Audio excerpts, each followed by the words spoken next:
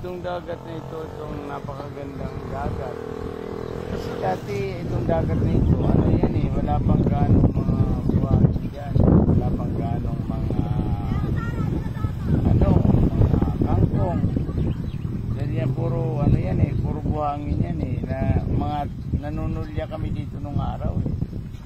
Pero ngayon, ito, kagandaan ng dagat yan. Maganda pa, lalo kung medyo lumalalim ang tubig, lumilinis yan. At napakaganda. Yan, may mga bangka tayong makikita. Ginagamit ng mga nangingisda yan dito sa Laguna de Bay. Kaya dito, nakikita natin yung kagandaan pa rin ng ating lugar.